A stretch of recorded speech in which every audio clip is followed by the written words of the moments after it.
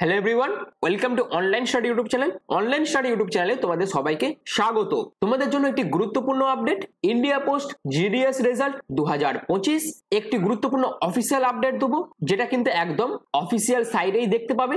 সেই আপডেটে আমি তোমাদের এই ভিডিওর মাধ্যমে দেবো এবং তোমরা অবশ্যই তোমরা কমেন্টে জানিও যে তোমরা কোন ডিভিশন থেকে আবেদন করেছিলে, অর্থাৎ তোমরা কোন ডিভিশনে আবেদন করেছিলে এবং তোমাদের মাধ্যমিকে কত পার্সেন্টেজ মার্কস ছিল, এবং এর পাশাপাশি তোমরা কোন কাস্ট থেকে বিলং করছো সেটাও তোমরা কমেন্ট সেকশনে মেনশন করবে। প্রত্যেকে এটা জানাবে। আর এটা জানালে সুবিধা এটাই হবে যে তোমার ডিভিশনে যদি অন্য কোনো প্রার্থী আবেদন করে তাহলে তুমিও দেখতে পাবে তার পার্সেন্টেজ অফ নাম্বার কত এবং সেও দেখতে পাবে তোমার পার্সেন্টেজ অফ নাম্বার কত। এর ফলে কি হবে না, তোমাদের মধ্যে একটা আইডিয়া আসবে যে তোমার ডিভিশনে ফাইনালি কত পার্সেন্টেজ ম্যাক্সিমাম নাম্বার উঠছে। এর জন্যই তোমরা কমেন্ট সেকশনে যত বেশি বেশি কমেন্ট করবে তোমরা কিন্তু তার ফলে একটা ধারণা পেয়ে যাবে তোমাদের আদৌ মেরিট লিস্টে নাম আসবে কি আসবে না। এবং তোমাদের যখন রেজাল্ট প্রকাশিত করা হবে তার লিঙ্ক তোমরা কোথা থেকে পাবে সেটাও আমি তোমাদের এই ভিডিওর মাধ্যমে বলবো। এবং ভিডিওটা তোমাদের জন্য খুবই গুরুত্বপূর্ণ। তোমরা যদি ভিডিওটা প্রথম থেকে শেষ পর্যন্ত দেখো, দেখলে একটা আইডিয়াও তোমরা পেয়ে যাবে যে তোমাদের সিলেকশন হবে কি হবে না এই 2025 জিডিএস অনলাইন এঙ্গেজমেন্টে। আর এরকমই আপডেট প্রতিনিয়ত পাওয়ার জন্য অবশ্যই তোমরা চ্যানেলটিকে সাবস্ক্রাইব করে রেখে দিও,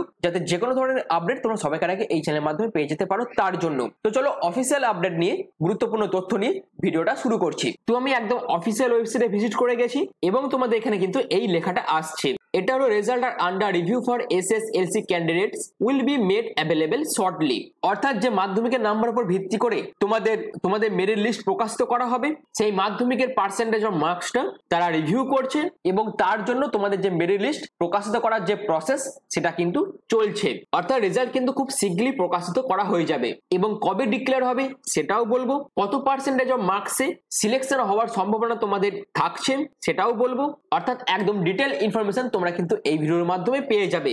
ভিডিওটা তোমরা শেষ পর্যন্ত দেখো, প্রত্যেকের জন্য কিন্তু খুবই গুরুত্বপূর্ণ। তো আমি নোটিফিকেশন পিডিএফটা ওপেন করে নিয়েছি, তোমরা দেখতে পাচ্ছ India post GDS cut off 2025 passing marks, যেখানে UR SC ST OBC EWS এর জন্য কত পার্সেন্টেজ পাসিং মার্কস থাকবে সেটা তোমরা কিন্তু এই ভিডিওর মাধ্যমে জানতে পারবে। আর ইন্ডিয়া পোস্ট জিডিএস এ 2025 তোমাদের কত ভ্যাকেন্সি ছিল না, 21,413 শূন্যপদের জন্য নিয়োগ বিজ্ঞপ্তি প্রকাশিত করা হয়েছিল। এখানে বিবিপিএম এবং এবিপিএম এবং ডাক সেবক পোস্টে যে 23খানা সার্কেল আছে অল ওভার ইন্ডিয়ার মধ্যে এই নিয়োগ বিজ্ঞপ্তি প্রকাশিত করা হয়েছিল এবং যার অফিসিয়াল ওয়েবসাইট হচ্ছে indiapost.gds.online.in। এই অফিসিয়াল ওয়েবসাইটে ভিজিট করে তোমাদের যখন মেরিট লিস্ট প্রকাশিত করা হবে তোমরা কিন্তু এখান থেকেই তোমাদের মেরিট লিস্টটা ডাউনলোড করতে পারবে। আর এখানে তোমাদের যে মেরিট লিস্টে প্রকাশিত করা হয় অর্থাৎ সিলেকশন প্রসেস কিন্তু সম্পূর্ণ ক্লাস 10 তে তোমরা কত পার্সেন্টেজ মার্কস পাচ্ছো সেটা ডিপেন্ড করে, অর্থাৎ ক্লাস 10 এর মার্কসের উপর তোমাদের কিন্তু সিলেকশন করা হয়। এবার আমরা যদি একটা জিনিস দেখে নিই, যেটা হচ্ছে তোমাদের কি কি পোস্টে নিয়োগ করা হচ্ছিল না জিডিএস, অর্থাৎ গ্রামীণ ডাক সেবক, branch postmaster, assistant branch postmaster, ABPM, এই সমস্ত পোস্টের জন্য তোমাদের নিয়োগ বিজ্ঞপ্তি প্রকাশিত করা হয়েছিল, যেখানে তোমাদের 21,413টি মতন শূন্যপদ কিন্তু ছিল।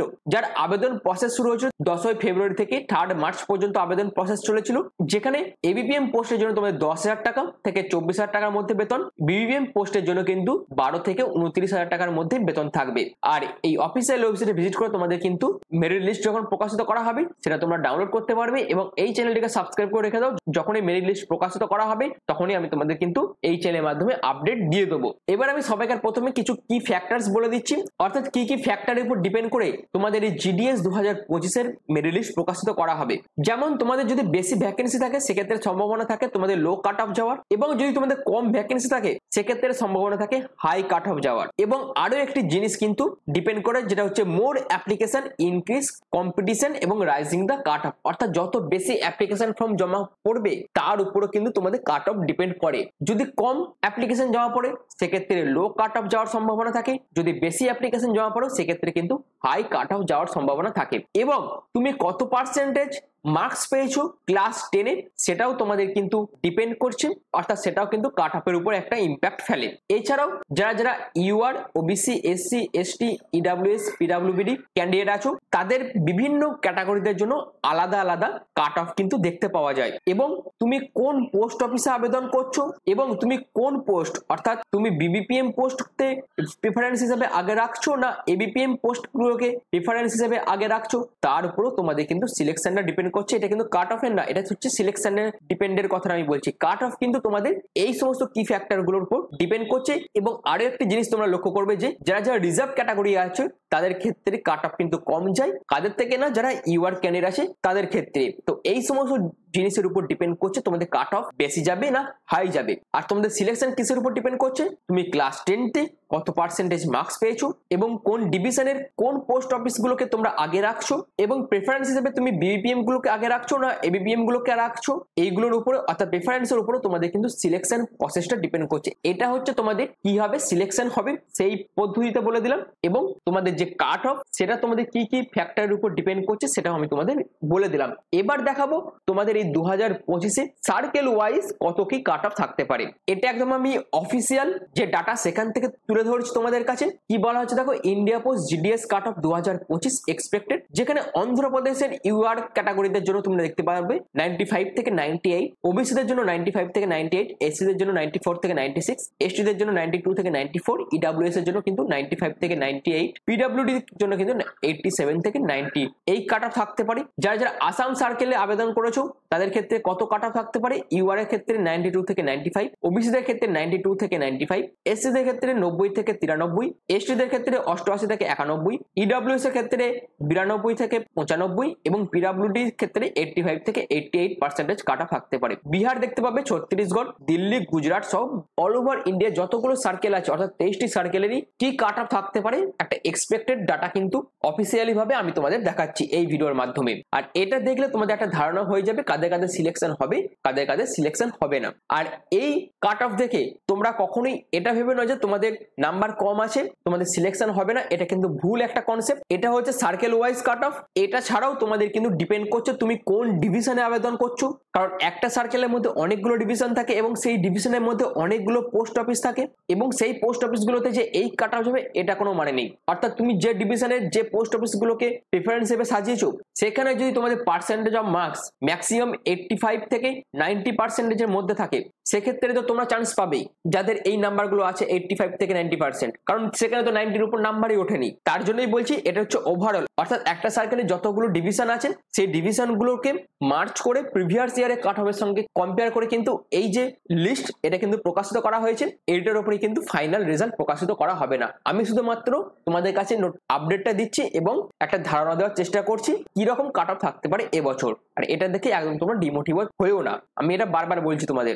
এরপর দেখো হিমাচল প্রদেশ, তারপর জম্মু কাশ্মীর, ঝাড়খণ্ড, কেরালা এবং যারা যারা নর্থ ইস্ট অর্থাৎ যারা যারা ত্রিপুরা থেকে আবেদন করেছে তাদের ক্ষেত্রে কত কাট অফ থাকতে পারে 2025-এ। 85 to 88 হচ্ছে ইউআরদের জন্য, তারপর ওবিসিদের জন্য 84 থেকে 87, এসসিদের জন্য 83 থেকে 86, এসটিদের জন্য 81 থেকে 84, ইডব্লিউএস এর জন্য 81 থেকে 84 এবং পিডব্লিউডি এর জন্য কিন্তু 75 থেকে 78 মতন কাট অফ কিন্তু থাকতে পারে 2025-এ। এবং যারা যারা ওয়েস্ট বেঙ্গল থেকে আবেদন করেছো তাদের ক্ষেত্রে কত কাট অফ থাকতে পারে না, জেনারেলদের জন্য 90 থেকে 93, ওবিসিদের জন্য 90 থেকে 93, এসসিদের জন্য 88 থেকে 91, এসটিদের জন্য 86 থেকে 89, ইডব্লিউএস এর জন্য 90 থেকে 93 এবং পিডব্লিউডি এর জন্য কিন্তু 82 থেকে 85 মতন কাট অফ থাকতে পারে। আমি আবারও বলছি এটা circle wise overall cut off থাকতে পারে, কিন্তু ডিভিশন এবং তুমি কোন পোস্ট অফিসে আবেদন করছো তার উপর তোমাদের কিন্তু কাট অফ ডিপেন্ড করবে। কারণ তুমি যে ডিভিশন আবেদন করছো সেই ডিভিশনে যদি কম পার্সেন্টেজ কাট অফ ওঠে সেক্ষেত্রে যারা যারা কম নাম্বার পেয়েছো তাদের সিলেকশন হওয়ার চান্স কিন্তু থাকবে। এবং তোমাদের যে মেরিট লিস্ট গুলো প্রকাশিত করা হবে সেখানে কিন্তু 6খানা মতন মেরিট লিস্ট প্রকাশিত করা হবে। আর প্রতিটি মেরিট লিস্ট থেকে তোমাদের পার্সেন্টেজ ডিফারেন্স কিন্তু 1 থেকে 2% তোমরা দেখতে পাবে। অর্থাৎ ফার্স্ট মেরিট লিস্ট থেকে সেকেন্ড মেরিট লিস্টের ডিফারেন্স তোমরা 1% থেকে 2% কম দেখতে পাবে। আর সমস্ত মেরিট লিস্ট কিন্তু তোমরা এদের অফিসিয়াল ওয়েবসাইট থেকে ডাউনলোড করতে পারবে, যার লিংক আমি কিন্তু তোমাকে সবাইকে প্রথমেই দেখিয়ে দিচ্ছি। এবার আছে সিলেকশন প্রসেস, তোমাদের কি কি ভাবে সিলেকশন করা হবে। তোমাদের ক্লাস স্টেজে যে পার্সেন্টেজ অফ মার্কস তার উপর ডিপেন্ড করে শর্ট লিস্টেড ক্যান্ডিডেটদের কিন্তু বেছে নেওয়া হবে। এবার যদি একই ডিভিশনে একই পোস্ট অফিসের মধ্যে দুটো প্রার্থীর যদি সেম পার্সেন্টেজ অফ মার্কস চলে আসে সেক্ষেত্রে কি দেখা হবে না, যার ডেট অফ বার্থ বেশি তাকে কিন্তু প্রেফারেন্স দেওয়া হবে। ব্যাপারটা বোঝা গেছে। এবং যখন তোমাদের ডকুমেন্ট ভেরিফিকেশন হবে কি কি ডকুমেন্টস তোমাদের নিয়ে যেতে হবে, অবশ্যই তোমাদের ক্লাস 10 এর মার্কশিট এবং সার্টিফিকেট নিয়ে যেতে হবে।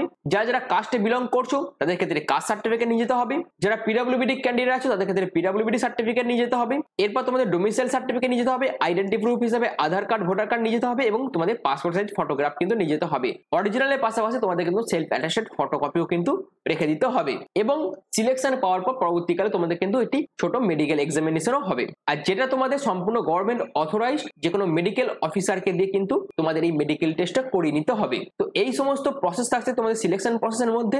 আশা করি তোমাদের কাছে পুরো বিষয়টা ক্লিয়ার হয়ে গেছে। আমি তোমাদের সার্কেল ওয়াইজ যে কাট অফ লিস্টটা দেখালাম এটা কিন্তু সম্পূর্ণ একটা এক্সপেক্টেড কাট অফ লিস্ট।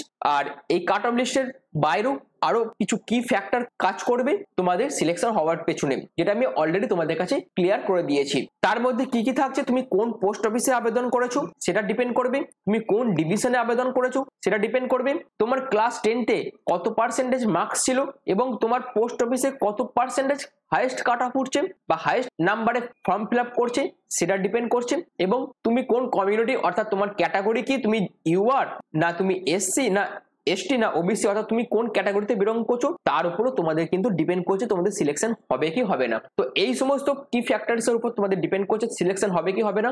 এবং সার্কেল ওয়াইজ যে কাট অফ লিস্ট দেখালাম এটাও কিছু কি ফ্যাক্টরস এর উপর তোমাদের তৈরি করা হয়েছে, যেটা হচ্ছে high vacancy high cut off, তারপর লো ভ্যাকেন্সি তোমাদের লো কাট অফ, এবং অ্যাপ্লিকেশন ফর্মের উপর তোমাদের কিন্তু এই কাট অফটা ডিপেন্ড করে। যদি তোমাদের অ্যাপ্লিকেশন ফর্ম বেশি পড়ে সেক্ষেত্রে তোমাদের কাট অফ কিন্তু বেশি হতে পারে।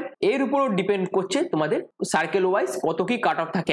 আর এই সমস্ত ফ্যাক্টর গুলোর উপর ডিপেন্ড করেই কিন্তু তোমাদের ওই যে কাট অফ লিস্ট যেটা আমি তোমাদের দেখালাম এটা কিন্তু প্রকাশিত করা হয়েছে। এটা একদম ফাইনাল নয়, যখন মেরিট লিস্ট প্রকাশিত করা হবে তোমরা কিন্তু তখন দেখতে পাবে সবকিছু তোমাদের ডিভিশন এবং তুমি কোন পোস্ট অফিসে এবং তোমরা কিভাবে প্রেফারেন্স সাজাচ্ছ তার উপর ডিপেন্ড করে সিলেকশন হচ্ছে। তো এই ভিডিওর মাধ্যমে post office GDS 2025 cut off কত থাকবে, কিভাবে তোমাদের সিলেকশন হবে, কি কি ফ্যাক্টরস এর উপর তোমাদের কাট অফ ডিপেন্ড করে, সমস্ত কিছু A to Z complete information দিলাম। আশা করি তোমাদের কাছে পুরো বিষয়টা ক্লিয়ার হয়ে গেছে। এবার আছে তোমাদের রেজাল্ট কবে প্রকাশিত করা হবে। রেজাল্ট তোমাদের এই মার্চ মাসে 23 থেকে 24 মার্চের মধ্যে তোমাদের কিন্তু রেজাল্ট প্রকাশিত করা হয়ে যাবে, বা তোমরা মূল অফিসিয়াল ওয়েবসাইটে রেজাল্ট দেখতে পাবে 23 থেকে 24 মধ্যে, বা একদিন আগেও বেরিয়ে যেতে পারে বা একদিন পরেও বেরিয়ে যেতে পারে। কিন্তু মার্চ মাসের এই 23 থেকে 24 এই দুটো ডেট কিন্তু খুবই ভাইটাল। এর মধ্যেই তোমাদের কিন্তু মেরিট লিস্ট প্রকাশিত হয়ে যেতে পারে। কি কারণে প্রকাশিত হতে পারে সেটা আমি অলরেডি তোমাদের আগেই বলেছি, এই ভিডিওর মাধ্যমে আর বলছি না। এবং যখনই তোমাদের রেজাল্ট প্রকাশিত করা হবে তখনই আমি তোমাদের এই চ্যানেলের মাধ্যমে আপডেট দিয়ে দেবো। তার জন্য অবশ্যই তোমরা চ্যানেলটিকে সাবস্ক্রাইব করে পাশে থাকা বেল আইকনটা অল করে রেখে দিও এবং কমেন্ট সেকশনে তোমরা কমেন্ট করবে তোমাদের ডিভিশন, তোমাদের ক্লাস 10 এর মার্কস এবং তুমি কোন ক্যাটাগরি থেকে বিলং করছো সেটা। আর এরকমই আপডেট প্রতিনিয়ত পাওয়ার জন্য চ্যানেলটিকে সাবস্ক্রাইব করে পাশে থাকা বেল আইকনটা অল করে রেখে দিও। তো এখনের মতন এইটুকুই। পুরো ভিডিওটা প্রথম থেকে শেষ পর্যন্ত দেখার জন্য তোমাদের অসংখ্য ধন্যবাদ।